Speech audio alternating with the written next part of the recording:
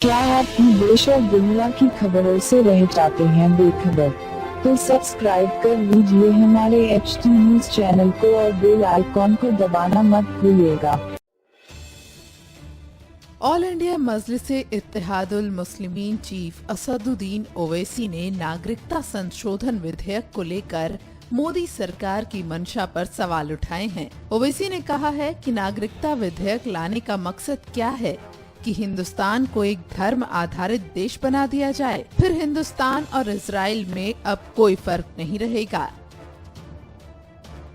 वो तो प्रधानमंत्री ने कहा था कि कॉन्स्टिट्यूशन की किताब उठाकर प्राइम मिनिस्टर मोदी ने अपने सर को लगाकर कहा था, कौन संविधान में तो नहीं लिखा हुआ है।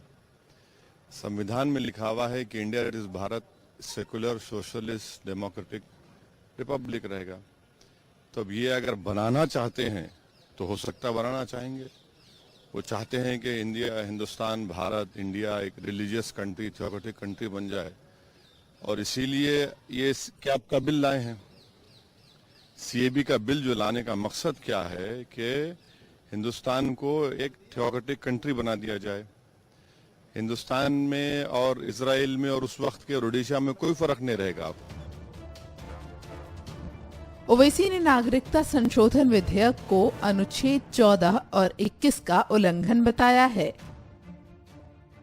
ये जो बिल सरकार ने लाया है, जो मीडिया के रिपोर्ट्स के मुताबिक, मीडिया के रिपोर्ट्स में कहा गया कि जो नॉर्थ ईस्टर्न स्टेट्स को उससे एग्जाम्प्ट रखा गया है, यही है ना, नॉर्थ ईस्टर्न स्टेट्स को एग्जाम्प्ट रखा गया ना उससे पर है। तो ये खुद आर्टिकल 14 और 21 का वायलेशन है। आप ये कानून सिटीजन का दो देश में कैसा रहेगा, दो कानून कैसा रहेगा।